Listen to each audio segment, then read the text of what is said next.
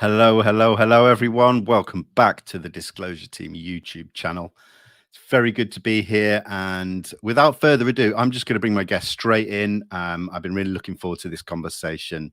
So, guys, please welcome Mr. Carl Vibe. Hey, Carl, how's it going, brother? Doing good, Vinnie. How you doing, my friend? Yeah, I'm doing really well, man. Thank you so much for joining me today. Awesome. Yeah, it's good to be here. I've been watching your show for a little while. You've had some top-notch A-list guests and interviews on here, man. It's been really impressive. And so here I come in bringing up the caboose, maybe somewhere in the middle, talking about alternative things and stuff. So we'll see where I fit into the mix of all these awesome guests that you've had on the show. But I appreciate you having me on here, Vinnie. Hey, listen, I appreciate the kind words, but you are by no means any less important than any of the people that I've had on this channel. I mentioned this to you just before we came on, that I'm now starting to look at other aspects of this field. I've been researching UFOs for about a decade now, coming from a very nuts and bolts perspective. And I feel that just being that sort of tunnel vision in one area is not doing me any justice. I felt like I needed to expand my horizons a bit. So being able to speak to people like yourself, I think is really important in me gaining more knowledge and things like that that may relate to the subject. So yeah, it means a lot. Thank you. Yeah, absolutely. I kind of grew up with a weird mix of it to where I wasn't opposed to like the nuts and bolts side of it, you know, the scientific side of it, but I was raised very kind of like isolated, conservative, very religious upbringing. And so the spiritual side of life was more prevalent to me. I was more focused on the spiritual aspect, even as a kid growing up.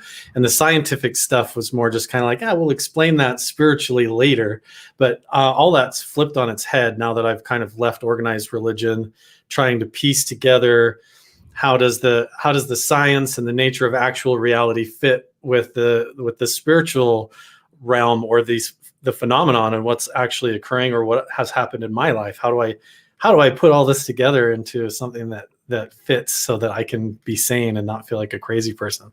So yeah. So did you grow up like with any kind of spiritual background or anything, or did you just come up through public school and science and just straight up physics and all that stuff? Absolutely. Yeah. I had no religious people in my family whatsoever. We didn't go to church. There was no Bibles in the house. There was nothing. And it's not that my parents didn't believe or anything like that. It just wasn't a part of their lives. You know, they were busy, both had sort of full-time, high pressure corporate jobs, and yeah, public school, nothing really taught there as far as religion goes. So it took me until my late teens and meeting people out partying who kind of had that spiritual side to them, where I really started saying, hey, what is this? I find it quite interesting and stuff. So yeah, I did touch upon it briefly, through that kind of party scene, psychedelics and things like that, which was great many years ago now. So I kind of left it behind, 10, 15 years ago. So I think that's why it's always been there somewhere locked in the back of my head. So I figured, yeah, let's bring that back to the forefront and see how I can relate it to the UFO subject, really. So your background, can you dive into that a little bit deeper? Just about, it sounds very different to what I've known. So I'll give you a little rundown. So I grew up very in a small Mormon community. Basically everybody in the town was a member of the Church of Jesus Christ of Latter-day Saints. That's the full name of the church. The nickname is Mormonism. Brandon Fugel, the owner of Skinwalker Ranch, he's an active member of that church as well. I left the church about 4 years ago, just with different philosophical and spiritual differences with the organization. But I did grow up with that whole background. So I grew up with this idea that there's this overlapping spiritual dimension to reality. Like your ancestors are all around you, like your angels, or if you're going to have kids or grandkids someday in the future, their unborn spirit entities and consciousness could even be around you, influencing you, as well as all these like higher dimensional beings like the deities and the angels and all that kind of stuff. Plus, Mormon history and the foundations of it are very occult in nature. We're talking about people, the founders of the religion using magic seer stones and kind of occult rituals and things in order to find some of the early artifacts that caused the foundations of the church. And a lot of that kind of gets covered up with a Christian frosting, but it is very kind of occult in nature, actually. And so when I left the religion, fast forwarding years later, picking all those pieces up and trying to understand kind of the ritualistic nature to the phenomenon, the occult connection to it throughout history, the ancient aliens connection, bring it all up to science and all that. But I grew up with everything going through that religious filter. So even if something came out in the news scientifically, it was like, well, how does this fit into the faith the belief system that we already know is true? It has to fit in there somehow. So how do we take this square peg and pound it through this round hole and make it work through this spiritual lens? So everything from my perspective was kind of like reality was a spiritual dimension, and the illusion of reality is the physical side of it, or like we're temporarily here in a physical body. So I think I was kind of predispositioned in my upbringing to look at things a little bit more dimensionally different, to look for the spirit realm, or to go through life with a connection with my soul and the inner voices and conversation going on, and kind of how that plays into the nature of human consciousness. But I kind of grew up in that environment, very small town, very filtered through that. So all my friends, the whole community, the whole neighborhood, all the way up through high school and everything was completely with that mindset. Served a 2-year mission for my church and everything. So I was full in, like it was completely true. But I also grew up kind of with a different father. So he was in the military. He was actually had a level of clearance in the military that they call cosmic clearance, which is like a NATO level of clearance above top secret. Yeah. Wow. And even though he was a Mormon, he used to always ask me weird questions all the time. He'd be like, what if Jesus came back and returned, but he showed up on a spaceship? Or like, what if spaceships came and we found out that all the religions were teaching actually was aliens, and that we were their food or something like that? We were like, just a food source for them, like chickens that lay eggs and that we would raise. What would you do, or how would you, and see, he would always propose these philosophical questions to me, even as a teenager and stuff, and he would like to talk to me about these things. But so I always had that kind of alternative perspective about reality and life, probably growing up with that. So it wouldn't have surprised me to see a UFO, to just fit it right into the belief system and the religion. But as I have had paranormal encounters and experiences, seeing things in the sky or paranormal experiences throughout my life, that has kind of unraveled the organized religion and even the scientific side of reality a little bit, to try and understand what the hell is really going on here. How do we really explain this? Not trying to fit it into anything, but just looking at it and using deduction and just trying to really be true to the experience of what's happening and looking at all the information. So I've gone all the way up through my life with that door wide open for this to be a possible thing, but I've always tried to force fit it into the religious perspective until probably the last 4 or 5 years, when I've peeled all that back, which has opened a whole bunch of new philosophical possibilities for me. Yeah, but I think it's opened those same possibilities up to the people on the other side, in the science side, people like myself and many others, because we've seen, even in the last 6 months, that it just seems like nobody really knows what these things are yet, or not what all of these things are. The whole extraterrestrial hypothesis has now been joined by the cryptoterrestrial, the ultraterrestrial, the interdimensional, so many possibilities. And it's talked about now, that I find, more than it has been in many years. Is that something you feel as well? Yeah, I kind of came across some of the work, like it's been talked about for a while, actually. John Keel, he wrote he's famous for the Mothman prophecies, and he termed the phrase like ultraterrestrials. This new one I've been hearing is interfrequential beings, or interfrequential dimensions, which is really fascinating. I think that instead of ultraterrestrials, I think interfrequential, in between frequencies or alternate frequency entities or beings sounds more plausible to me. Ultraterrestrials sounds too phenomenal. And it also kind of cuts out the possibility of them being extraterrestrials, which I think it's probably, if you use rational deduction, there probably is actual nuts and bolts crafts. There probably are spaceships or interdimensional ships that are coming from other planets out there in the universe and then even in our galaxy and things like that. It's definitely possible and probably going on, and they've probably come and visited, but it's probably also both.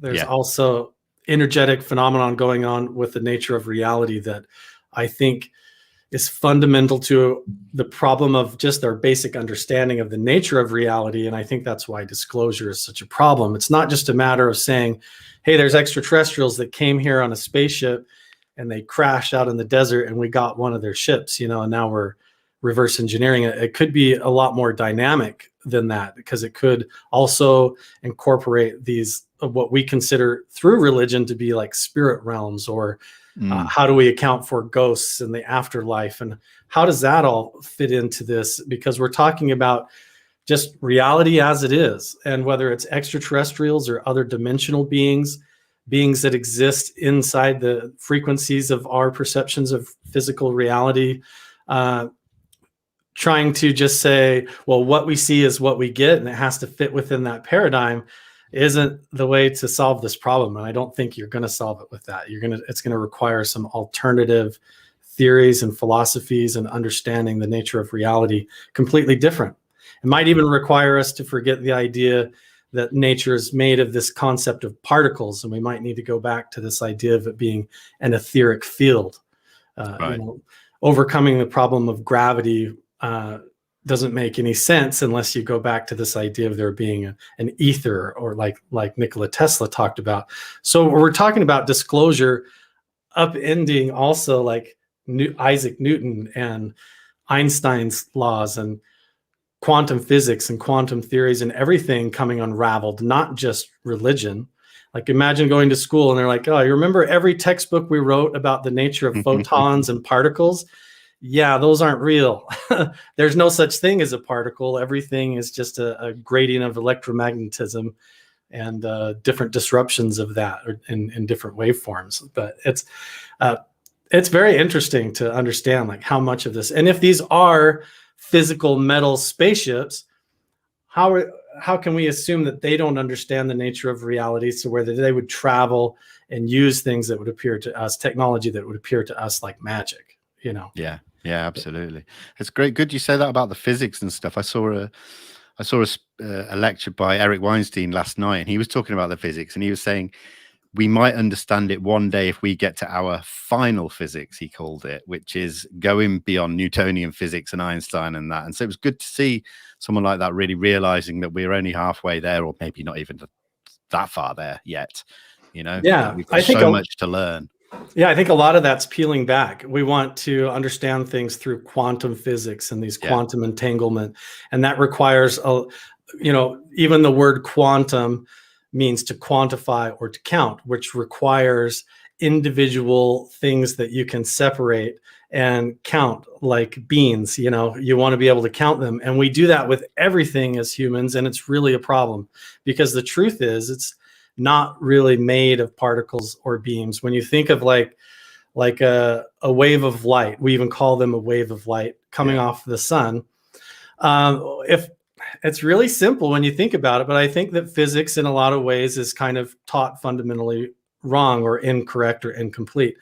When you think about it, you light, like if I light this lighter, if the speed of light is actually moving, then technically the photons coming off of this lighter should be moving with the same energy and the same speed of light as what's coming off the surface of the sun. Yeah. But it doesn't obliterate me or the room. What you're getting here is just a differentiation in the electromagnetism of the universe, kind of like a filter capturing the light that's already in the room. It's hard to explain that, but if you think of the universe more like a magnetic phenomenon instead of physical particles, then it starts to make a little bit more sense. But yeah, we want everything to be quantifiable. We want to be able to count it. But really, that's an illusion, because even the amount of numbers between 0 and 1, you can never technically get to 1. There's infinite decimal positions between 0 and 1. It's a field. It's like an etheric field that we put numbers and assign numbers to, and we try to quantify. So I think that really the problem with like UFOs and the phenomenon comes down to fundamental nature of our understanding of reality, and even science as a whole, to be able to understand how these things move, how other entities could even exist alongside of us and be invisible, how they could interact with us or travel through space. And I think as we discover this, or that part of disclosure comes out, it's going to radically shift and change everything. But it's very under wraps and under control, and a slow release right now is what it seems. Yeah. So with all that being said, do you think there is some consciousness connection, and then which would allow us to contact and connect with these entities, let's say? So, you know, we could be talking along the lines of CE5 or meditation, or things going back, you know, millennia, that have been talking about in ancient scriptures and stuff about, you know, contact. Yeah, like I said, contact. Is that something that you subscribe to? Yeah. Even in like ancient times, everybody's puzzled with like why everybody was building these giant pyramids, and why these monolithic towers are there. Why they build these big spires. It just looks like a giant needle sticking out of the ground made of quartz, you know, or something. And really, it's because I think ancient people, in a different way, they were approaching the nature of reality and consciousness with an open canvas. They didn't have a bunch of public school preconceived ideas. They were just approaching nature in its raw form. And so a lot of these civilizations were built to kind of amplify the nature of human consciousness and the signals of reality and the vibrations going on, and amplify the natural vibrational energy of the universe and the planet. And so I think that consciousness has a huge part to play in it, because I think that our understanding as well of human consciousness is incorrect. I don't think it's necessarily just within the chemical wetworks of the meat inside our skull. I think that science and these ancient teachings, and even transcendental meditation practice, shows you that your consciousness is more like a signal, or like also part of that field of energy that more surrounds you and the space around you and your whole sense of self. It's not just contained within the wetworks of the brain and the chemicals of the brain and the plasma going on in there inside your skull.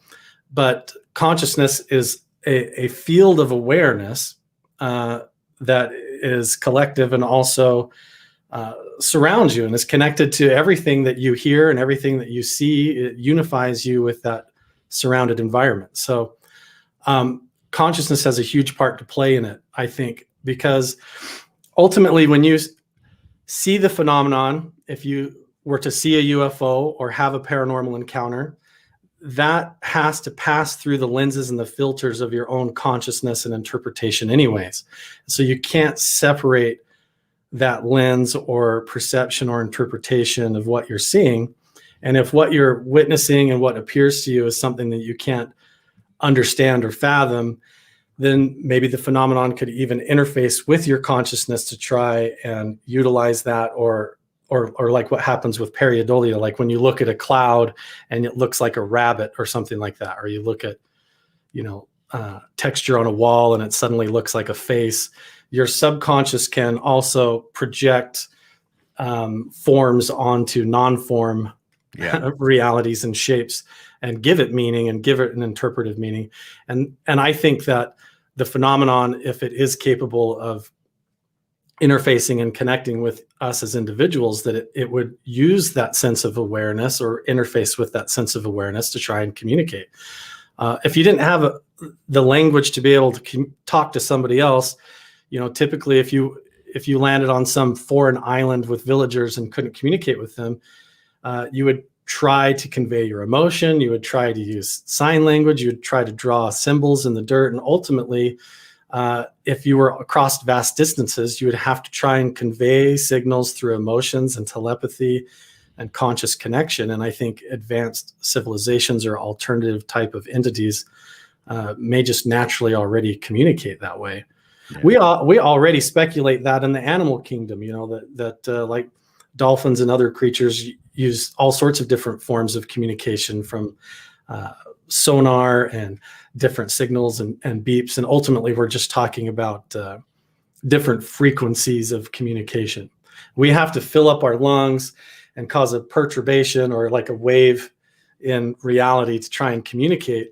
But maybe something doesn't require windbags to do that, but can just do that with the electromagnetic signals of their thoughts and their consciousness to be able to communicate. Just like if you think of your body and your DNA and your brain more like a radio antenna and less like the radio announcer, then it makes more sense. Anything could jump in and hijack that antenna and hijack the radio signal. You might be listening to like station 101.5, but an alien interference could come in and hijack that signal, and we might call that clairvoyance or some sort of like a paranormal interface or a vision or out-of-body experience, when really it's just our antenna picking up different communication from our default network that we're usually on day to day. That's so awesome. I feel like I'm saying a lot. Am I even answering your question? Listen, yeah, and this is exactly what I wanted to happen, Carl, because you said a lot, but everything you say it in a way that just makes it so understandable. And it's like, this is what I've wanted for a long time, because people do go off into the scientific, deep stuff that you need a degree to understand, but you put everything that's so maybe technical and advanced in such simplistic terms that it's a pleasure to listen to. So yeah, it was great. But I'm just going to point out this question by Christopher Morales. It says, is our consciousness the same as what's referred to as our soul? I think it just depends on your perspective. In my opinion, I feel like consciousness is something that is more timeless or eternal. It's part of the substrate of the nature of the universe itself. Consciousness is. And the soul, I would say, is more the interfacing of that consciousness into the sense of an individual, using a body as a vehicle to interact with reality from an individual perspective. And when that interface occurs, where you have consciousness kind of interfacing into an individual, like here I am, Carl, that would be what I would consider a soul. So you have an individual consciousness that I see myself as separate from everyone else. I would consider that a soul. But when the body dies, or when I die, my physical form dies, I would say that the consciousness or the signal continues. And so I would say that it's always been there. Just like if you have a radio and you're playing 101.5, and then you smash the radio and destroy the component antenna and the membranes that pick up the signal's still there. Yeah. The announcer's all still there. The information is all still there and continues. It's just not dialed in or differentiated into a specific point of view. It just returns to the source. But the announcers are all still there. All the 5G signals are still there. The Wi-Fi is all still there. I think the consciousness still continues, but the soul and that interface between the body and the consciousness creates a kind of a harnessed effect for consciousness to work one step at a time instead of being undifferentiated out into the universe. And so it's kind of like having something for the signal to attach to have a body, but I don't think consciousness requires a body in order to function. Yeah, that's incredible. I love your analogies. I think that just makes so much sense. I need you next to me, like by my side every single day. Just break down reality. It's kind of like if you study like magnetics and stuff, it makes a lot more sense. Like you have like the positive end and the negative end of a magnet. And when you think about it, so you have like anodes and cathodes, and we don't have to get into all the science about this. People can go research all that out, but you have like us as a physical form are a lot like electromagnetic cathodes. Our physical bodies, we require intake. We have to consume and consume and consume energy of other living things to take in energy and minerals into ourselves. And we're constantly putting off heat and energy and dissipating it. And we're immediately from when we're born and we stop growing, we start entropying. We start growing old and dying. Just like in a battery, you have that negative pole or cathode in a battery that slowly dissolves and gets deteriorated as it uses up its life. And on the other end of that, you have the anodes, which is like a cold, neutral polarity perspective that keeps all that harnessed. And I kind of wonder if our relationship with consciousness and with the phenomenon is something to do with that, where we're here in this physical dimension of reality, kind of like a cathode, and we're going through this degrading experience of a physical life where we have to consume and burn off all this energy in our physical bodies. But that isn't necessarily required for the whole battery to create energy, or for the whole universe to function, or for that phenomenon to occur. But anyway, that's kind of some weird, deep stuff. I honestly think that it has to do with the nature of the phenomenon, and like that we sit here in this physical form, and then there's this extra dimensional aspect to ourselves. We sometimes call it our subconscious, but it kind of runs around extra dimensional to us, like the other end or pole of a battery, and sometimes comes into our reality and interfaces that way. But yeah, I think consciousness is definitely not just stuck within the body, but is connected with the whole of the whole universe. Yeah. It just depends on whether the antenna's dialed in or not. Absolutely, man. And like I said, it's just appearing everywhere at the moment. I assume for everyone, but for me specifically, I see it when I go and do research, or I go on different social medias and I'm looking at UFO stuff. The consciousness stuff is being discussed more and more. And I think it really is going somewhere where it's becoming part of people's realities who weren't looking into it or interested in it. So I think that's really interesting. But let's move on. One thing I wanted to talk to you about, and you mentioned it earlier, was Skinwalker Ranch, because I've been following that for quite a while without really knowing what to think, not being tuned into that kind of thing. So how about yourself? Like, what do you think of all that and stuff? I have a couple of different theories about it. I think it's kind of an interplay of a few different things going on there. First of all, I think that something happened there in the ancient past, whether it be specifically geologically in the region. Have you seen any of this stuff about Blind Frog Ranch? It's a silly name. There's Skinwalker Ranch and then Blind Frog Ranch. There's a whole other TV show called Blind Frog Ranch. It's another farm ranch in Utah near Skinwalker Ranch. Very, very strange. And they found high levels of iridium in the soil. They can literally take a scoop of dirt in this one area of the ranch, just dirt, like sand off the ground, and they can smelt it and get actual silver. And they had a chemist there, and he was hesitant even on camera. He said, I don't know what to call this other than like a form of alchemy, but there's weird anomalous stuff going on here where you take dirt and melt it and silver comes out. Doesn't make any sense.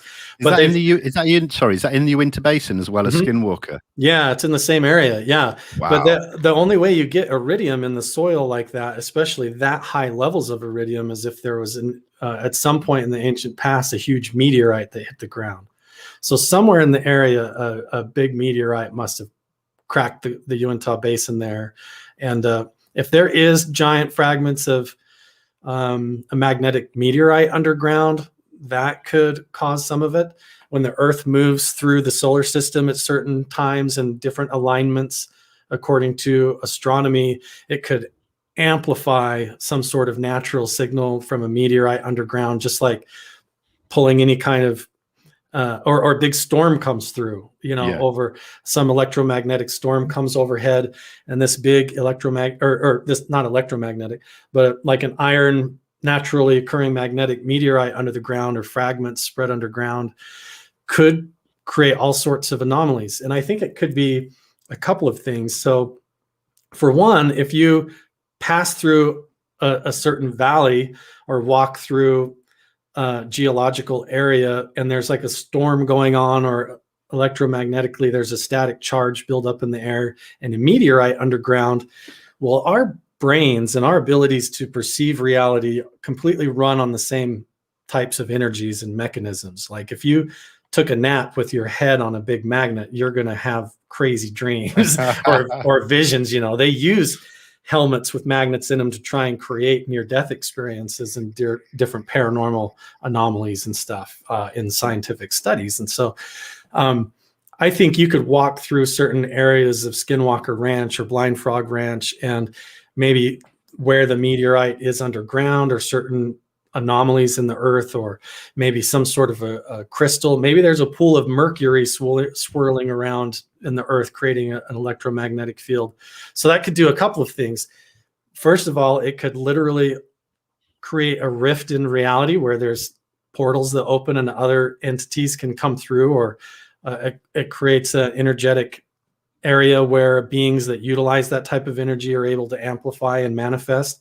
Or it could just be affecting the people that are walking through the area. Just like if you walked into a room that was full of radiation and it made you hallucinate things. If you were walking over the top of a big magnetic meteorite and there's some electrical charge in the air or something like that, it could open up your perceptions to see reality completely differently, or to see things into other dimensions of reality that you normally wouldn't perceive. Just like taking a pair of blinders off, suddenly you can have advanced awareness or amplified abilities. Like imagine if you were walking around at night in the pitch black and suddenly walked into a strange anomalous magnetic area that affected your vision, and suddenly you could see an infrared or off the visible spectrum, and have a moment where you could see something anomalous. You might see something, that you normally would not perceive, that is actually there, but just in another physical dimension of reality. That's so interesting, man. So there's a couple of different ways that could go. Yeah. So, I mean, obviously the portal thing has been spoken about in Skinwalker for quite some time. And I mean, that just fascinates me so much. But I mean, then you get the Ute tribes talking about the actual Skinwalkers themselves. Have you got any theories about those at all? Yeah. I think it has a little bit more to do with the illusion of time, and the idea that like time is actually somewhere in this other place in the past, and the future is some other place in the undifferentiated future. Right.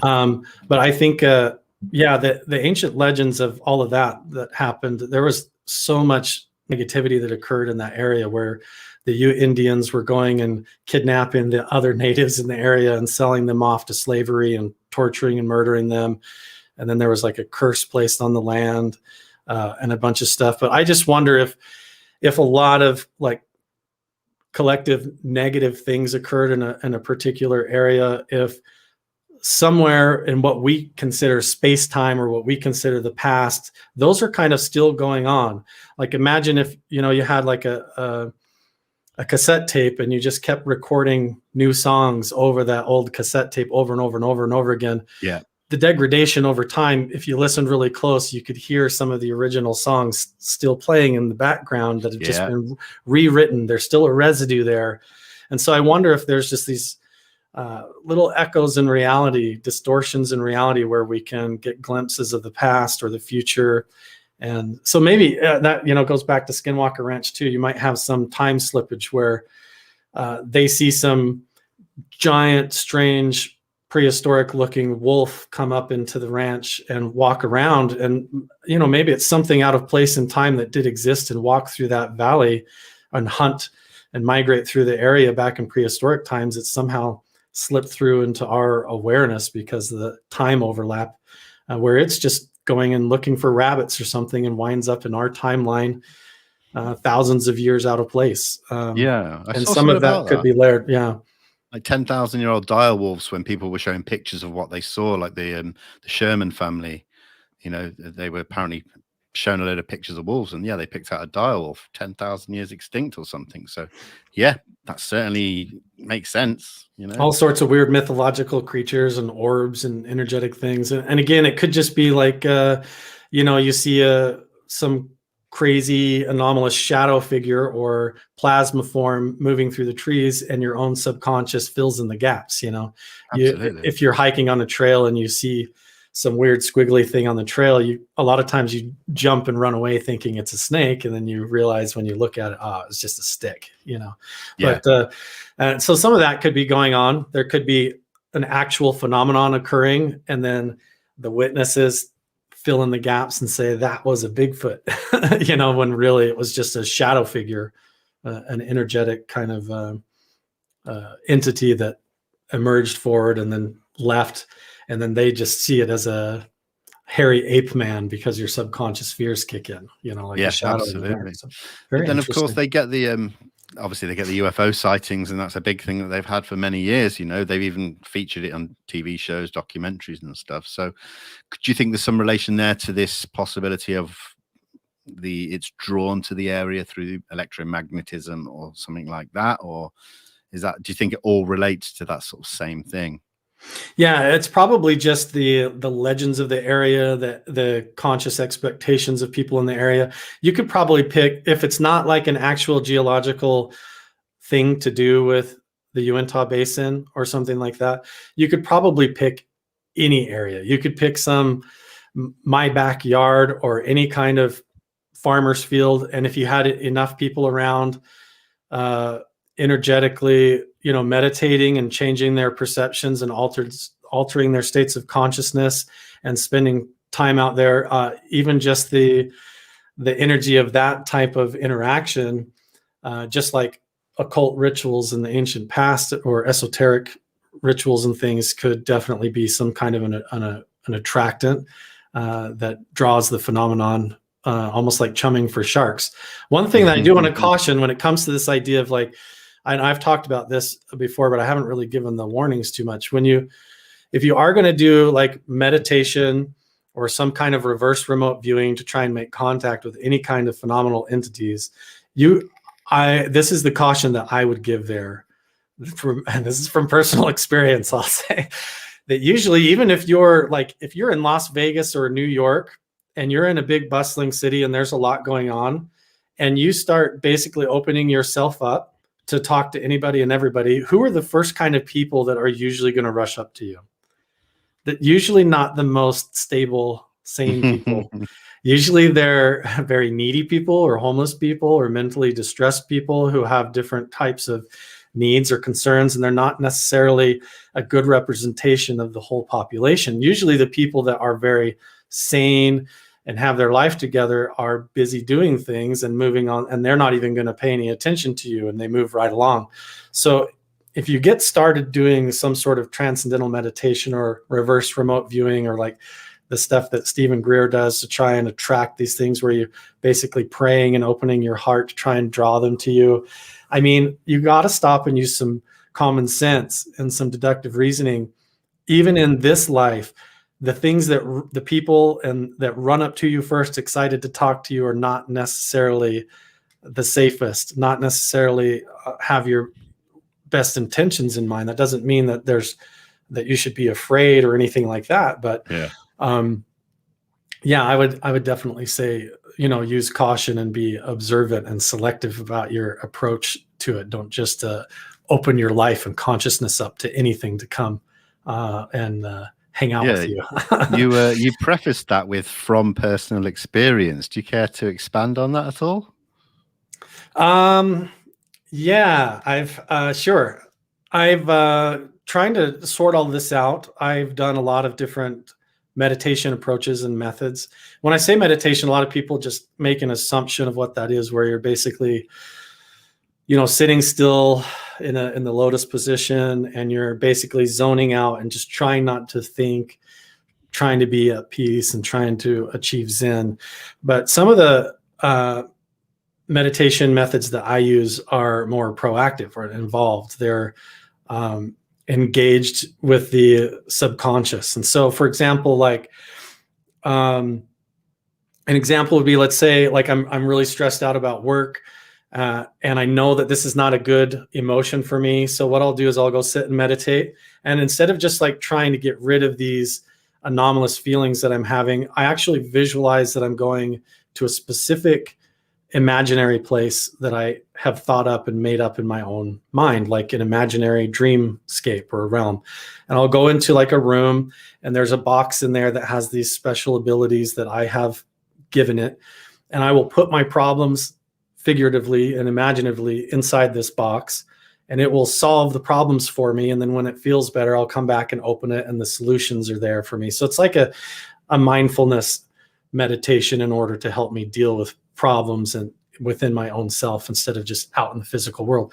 So in there, I've also, in this meditation space or imaginary realm, I've also created a waiting room or a visitor's room where when I'm feeling it, when I'm meditating, sometimes I'll sense that there's like a presence, or I'll sense some sort of a strange familiarity. I'll get a smell like my dad's cigarettes when I was a kid, or something like that. Or I'll get a smell of like my grandpa's aftershave or something strange like that. And so in my mind, I'll visualize in deep meditation that I'll go into this specific waiting room, and then I'll kind of do like a reverse remote viewing type thing where I basically project my consciousness out with an imagination. Like imagine like you're on Google Earth and you're saying, this is right where I'm at. I'm sitting in my backyard. I'm sitting under the tree, and on Earth, I'm in the state of Utah, and I'm down here in the desert. If you looked at me from outer space, this is right where you'd see me sitting, but I'll sometimes even do that out into kind of like, even like what you'd consider the spirit realm, where maybe ghosts would exist, or like a dead ancestor or whatever. And so I'll just kind of follow that feeling and open up to that, and my perception's up to it. And then what happens is you'll get surprised, because the whole time you're visualizing and imagining and you're controlling it all, like kind of like a lucid dream. So you're imagining this room, but you're holding it completely within your own mind and visualization. And then suddenly you find yourself standing by a river. I didn't visualize this, or I'm in the desert, or I'm by the beach, by the ocean, or I'm in a garden. And I didn't do this. I didn't imagine this. How did I get here? So there's suddenly like this stepping out or clicking out experience that occurs where you find yourself still very vividly imagining, but you're not dreaming, and you're not the one choosing where you're at anymore. Now, suddenly you find yourself in this new place. So it's like you're in a dream, but it's very vivid. And the entire time in the back of your mind, your consciousness is saying, hey, where is this? So there's the dialogue and the awareness, just like when you're awake, like normal day to day. And then within that realm, sometimes it's very strange and phenomenal, or ghostly, or science fiction, like a weird laboratory type environment, like a sci-fi type weird place, alien feeling, And then different people or entities or like spirit forms or whatever will sometimes present themselves, or sometimes it's just like a feeling or a message, or sometimes they'll just step right out and have a whole-blown conversation with you or an interaction with you. And then when it's over, it's kind of over. And then I'll step back out of the waiting room and process it all. And then I'm back out sitting in my backyard, and I write it down in my journal and try to figure it out. Wow. But that kind of stuff happens when you get into it and you are careful with it. You can have lots of different kinds of experiences like that. I think a lot of ancient people considered those sorts of shamanistic type approaches to the phenomenon like an oracle or a visionary experience. They treated them fully like a real dimension of reality, or aspects of your own subconscious. And there's whole religions built off of that kind of stuff. But I just do it for my own exploration. I don't get sucked into it. Even when I have experiences where I feel like my deceased father appears and talks to me for a while, I always come out of that and I'm skeptical. I'm always like, I don't know. Is that just my own self working through my own issues in a visualized space? Is this some sort of a trickster entity trying to get into my subconscious, or trying to invade my space, pretending to be my dad? Or is there something to it? Is it my father, and he's coming, and somehow I'm creating a dimensional space for him to interact? But yeah, I've had some very strange, energetic, anomalous beings, kind of alien form encounters, and ancestral encounters, and even what people would consider like past life experiences, where I spent a time looking at my hands and running around as if I was somebody else, and even looked in the mirror and looked like a different person and everything. But are they dreams? Are they subconscious realms, or what? But it seems like the government studies this stuff and has the whole Stargate program remote viewing Yeah. program, and they treat this like it's an actual legitimate phenomenon to reality when you control it and you learn it. Absolutely, man. That was on my list there. Remote viewing. I wanted to, yeah, you touched upon it perfectly. That's incredible. So yeah, so let's bring it right up to now, the here and now, with this subject that has brought us all together, which is UFOs, UAP. So yeah, how do you see the current climate of things, whether it be from the government side, the military side, from our side as researchers? Like, how do you see it, you know, because obviously it's just been really escalated into a bit more of a mainstream viewpoint where people are really coming across it for the first time. But how would you break it down with the way things are going and how it could possibly go over the next year, 2, 5, 10 years or so? Yeah, I think it's long overdue. And I think it's just such a big topic that disclosure is it's like one of those things that, like, even if they give you a nugget and they give you a little bit of a disclosure and they say, okay, well, we're going to admit that these things are happening. The 99.9% of the rest of the story is still behind the door, and we still don't know. And I think that is because, like we started in this conversation, it's so dynamic. If they say, yes, there are extraterrestrials coming from another part of our universe out there, then people are going to say, well, where and how do we get there and where do we go? And then if they say, well, that's not all of it, they're also here and they've been here the whole time and they exist in a blind spot to our perceptual awareness. And then everybody's going to go, what? And then suddenly we have to explain our own human anatomy, our own human form abilities and limitations, and our perceptual limitations, and the nature of reality itself. All of our science books might get thrown out the window, everything. So I think it's a real challenge. I feel like it's one of those things, it's like a giant pressure cooker that has built up. The pressure gauge feels maxed out. Everybody's sick of it. They want to relieve the pressure. They want to take the lid off. But all we get is this little bleed valve that they just let the pressure out just enough to keep the needle off and to keep the pressure off. But my hope is that through all this is that little incremental movements in disclosure at this point, because the pressure is built up so much, leads to huge improvements spiritually and societally as a whole. So even if they say, okay, we're going to admit that UFOs are real, and then maybe 10 years from now, they're like, we're beginning to understand and master anti-gravitic technology and travel, even if they've already mastered anti-gravity travel and devices and, over unity energy sources, things like that, like free energy. Those tiny little announcements have worldwide massive implications for the entire economy and infrastructure and jobs and everything. So a little bit has huge implications. And so I think that it's going to be a slow bleed. I think they're going to give a little bit at a time, but the little bit that we're going to get, I think, is still going to create a huge shift in the way that we deal with technology, the way that we travel, and all of that. So a little bit's going to go a long ways, and so I'm happy with it. Yeah, that's awesome. I'm just going to jump back into something that probably relates more to what we were talking about before, but Dragonfly's got this really good question. Do you think sleep paralysis is more than what the scientific explanation tells us? Yes, I absolutely. Sleep paralysis to me is my friend. Most people in society today are terrified because they stop at the initiation of the paralysis when they wake up and their consciousness is aware, but their body's completely stuck and you can't move. To me, that's always a launching point for me. That's a turning point to go into this, to astral project or to out of body travel, to do some really phenomenal spiritual, meditative, dimensional work. And so sleep paralysis to me, in the beginning is terrifying. If you've ever had it, I had it when I was a little kid and didn't understand it.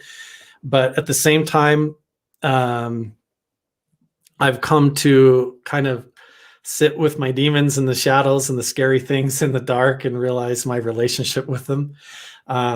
But I do think that sleep paralysis has a lot more to do with it than what science says. I don't think that what's happening there is that your body's getting stuck in some sort of a sleep disorder, and then your dreams are bleeding out into the bedroom. I think that what's happening is that your radio, your antenna, when you fall asleep, switches into the static and you go into this dreamscape.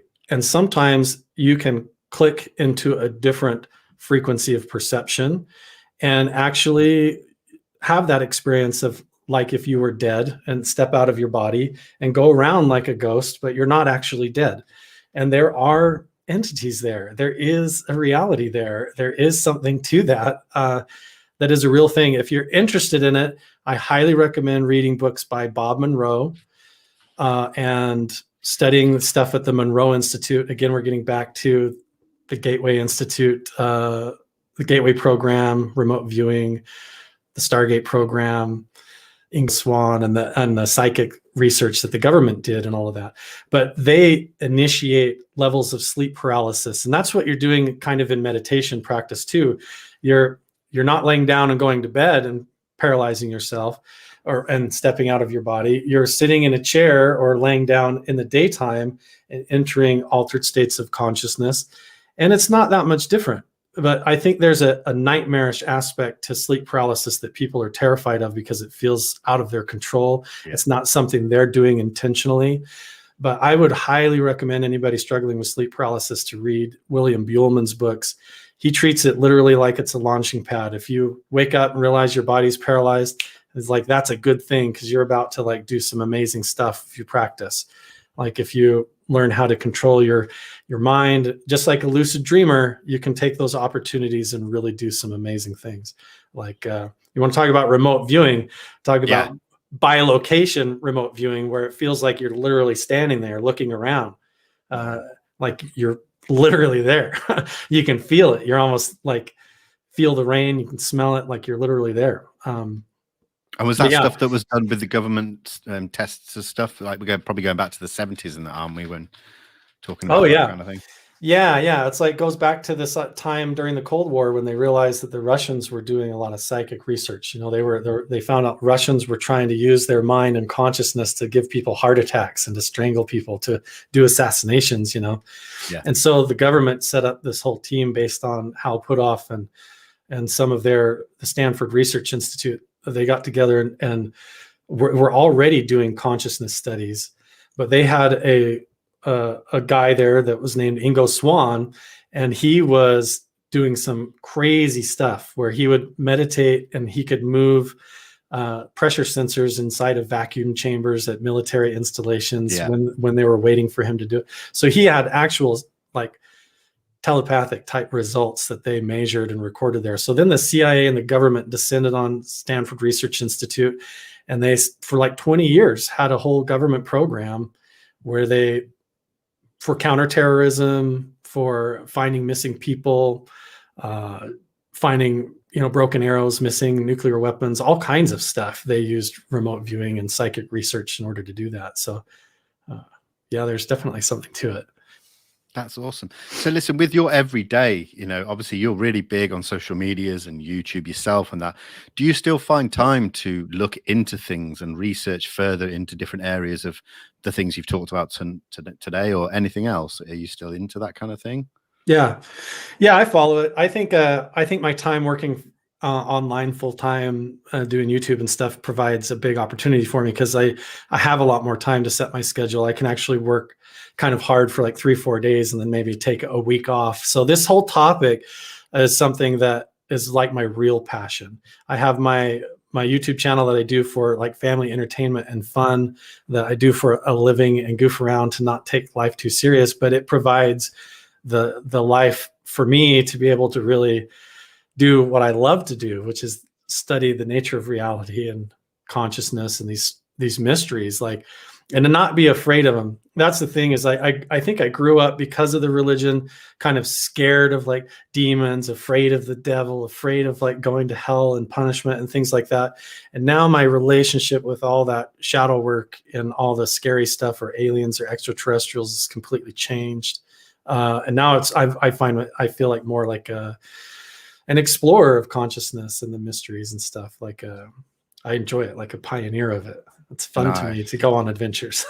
No, that's good to hear, man. I'm glad that you've balanced it and find time to be able to do things for yourself as well as things for your family, things to entertain other people. It's the perfect recipe for life, really. But I'm just going to give a quick shout out to my friend Jason Turner. Good to see you here, brother. And I love this comment. This is why we spend so much time in the woods camping. It's amazingly your mental state resets when you put down your electronics and concept of time. And that's a brilliant statement. I'm actually going camping tomorrow only for 2 nights, but I feel like it's needed, and it will give me that little time away that I need, to reset, recharge, and come back Monday feeling fresh. Vinny, we're bombarded like every day. You walk around, we talk about these unseen realities that go in our blind spot. But you think about it, as we're sitting here right now, completely swamped with 5G signals, Wi-Fi signals, every radio signal and radio station is literally pumping and flowing through your body right now. Every satellite signal, projection, all of that is going through the room and going right through your body. And if we think that doesn't slowly degrade and affect how you feel over time, living in that synthetic kind of alien environment, sitting in front of a computer in a cubicle all day, but you get out into nature near the river or near like the trees, and you just sit and put all that aside, and it resets you energetically, like back to your natural harmony. I think there's definitely something to that. I think that's also why ancient gurus, in order to try and understand the mysteries, go into isolation. A lot of Tibetan monks and things, they go up into mountains and they'll sit in a dark cave, complete sensory deprivation. And they did that even with the remote viewing stuff. They end up putting blindfolds on, turning all the lights in the room really dim or even to a red colored hue, complete quiet and isolation. And the idea is, it's like we're completely drowning and smothered in this bullshit day to day of these foreign bombarded hijacked signals. And when you get out into the woods or out into nature, you can feel it like all the way through to your core. Just like even standing in the ocean after a thunderstorm is like, you can feel it rejuvenate you. I love it. Here's a good question from my good friend Critical Conspiracist. Good to see you, bro. In terms of potential consciousness catalysts like psilocybin, DMT, and ayahuasca, do you think, Carl, we can expedite our understanding through the reported realms that they provide? Definitely. I think if it's safely done, I agree with that completely. If it's done, I don't agree doing it like for fun and goofing around, because they're very potent and powerful things that can alter your perceptions of reality. I think even from the angle of understanding how we come into the world with a preset lens of how we perceive things, and kind of distorting that or unraveling it or shifting that lens, if psilocybin can do that to help us understand, then even for that reason, I think it's worth exploring. Because we just take for granted what we see and how we see it, and what we hear and how we hear it is just the way that it is, and it's a fact. We don't when you start to alter that, anybody who's gone into surgery and been put under anesthesia, you kind of come out of that scratching your head and wondering, where did I go? what happened during that time? And I think there's a lot to learn about who we are as a soul, as a consciousness, in reality, and what reality is actually made of, what's happening, what's keeping it all together, and how to move through and relate to reality, I think can all be understood a lot better by safely and carefully exploring that. And the only way to do it is to either open up somebody's skull and try to study the meat, or to understand how that is influenced with different electrical signals or with chemicals or different altered states of consciousness. And so I think taking natural psilocybin and different types of things that can affect our relationship with reality off the table would be a mistake. I think it should definitely be looked at.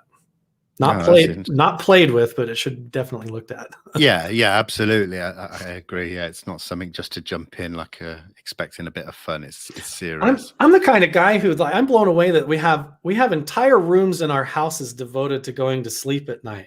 We have whole beds and mattresses, rooms in our house. And every single day, every single one of us gets to this point at the end of the day where we just can't function properly. And we all have to go in like a zombie and lay down in bed and shut down and reset and wake back up. And even just studying that, to me, deserves studying dreams, studying human consciousness and lucid dreams. Like, why does everyone across the globe have to shut down and go into a coma every night and then wake back up? Like, that's so strange to me that we all just do that as a habit and we don't question it, So yeah, I think psilocybin should be studied. I think dreams should be studied. I think consciousness, I think altered states of consciousness. It's the only way we're going to understand what's actually going on. No, that's amazing. That's so great. Well, listen, Carl, we've just hit the hour mark, but before we wrap this up, I just want to know, what is the future looking like for yourself? We're pretty much coming out of a pandemic. The world's been pretty messed up for a couple of years. How's things with you right now, and where do you see yourself going? Have you reshifted your focus anywhere, or has it put you in a different frame of mind? Like, what do you see? What do you see right now for yourself? I would like to do a lot more stuff with Carl Vibe. I have the main family channel that I do for the living that puts the bread on the table. Carl Vibe isn't monetized yet, but it's my real passion. I would love if I fast forwarded 5 years from now to just be doing this full time. Nice. Hanging out with you, hanging out with my friends, doing the online show, but having it be a lot bigger, having it have a bigger impact and a lot more people interested in the topic, and just a Rolodex of awesome guests coming around. Everybody has that kind of Joe Rogan dream. You know what I mean? Yeah. Working from home, making a killing, getting the sponsors, having tons of friends, going to conventions. I would like this topic and the awareness of disclosure and even the consciousness side of things and the spiritual side of it to be my life, to be what I actually do, to come into harmony with that. I think I've kind of grown out of the entertainment YouTube stuff a little bit. I'm doing that more just to pay the bills like a job now. But I feel like this kind of stuff is more like what I need to do. Maybe I need to write a book or something to really put a thumbtack in it. I don't know, but I'd read it. Yeah.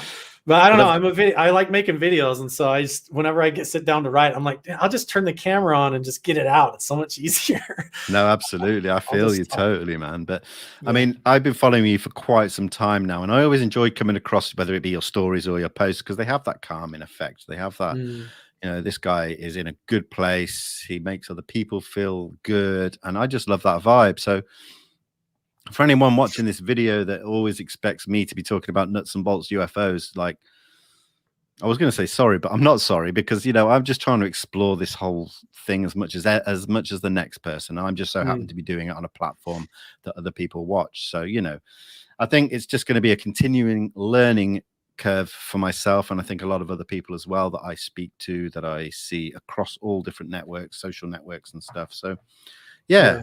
Carl, listen, I think we should do this again sometime. Maybe even get some other folk involved and do a panel. Yeah, man. Bring more people together. But yeah, and I love talking about the sci-fi part of it too. The nuts and bolts, the science of it, the physics of it, the toroidal energy of how they would fly and why they appear like a disc. Like, man, we can get into all that too. We kind of went like pseudo-spiritual, mystical today and kind of understanding consciousness. But I think it's important because if these beings are real, they understand all this stuff. And they're utilizing it at a higher level than us too. So even the spiritual side and the nature of reality and consciousness, if they are even coming from another planet, they probably understand that way better than us. And so it all needs to be on the table, and we need to understand our own shortcomings and limitations. It's like, if we can't fathom what these things are, maybe the problem isn't like what they are, but with like our limited ability to perceive them. Like, what's wrong with our functioning to where we can't see these things? And we're left scratching our head trying to create infrared cameras or ultraviolet systems to see these things. And ultimately, there's a lot of people sitting and meditating, and they are seeing them and they are encountering them. And it's not what you think. Absolutely. I'm just going to show this comment here. Look, it's Priscilla Guy. He said toroidal. Toroidal. That's Taurus energy. Everything functions on. I think you and Priscilla would get on very well. Yes. I think maybe we should invite her to another discussion in the future for part 2 of this conversation for Right on. sure. Sounds I think fun. should be a panel discussion. But listen, Carl, thank you so much, brother, for today. I love it. You put a smile on my face. I'm lifted right now. So thank you so much, man. I really appreciate it. Thanks, Vinnie. So listen, you enjoy the rest of your day, and everyone else, thank you so much for watching. It means the world. You know, I'm just exploring other aspects of this phenomenon that we are yet to fully understand and comprehend. So, you know, for everyone watching this or watched this that didn't expect this or doesn't like it, I'm sorry, but this is what we're doing. We're all trying to learn right now. And I think it just is good to open your mind and expand your knowledge and talk to new people and things like that. So guys, thank you so much for watching, and I will see you on the next one. Peace. Thanks, guys.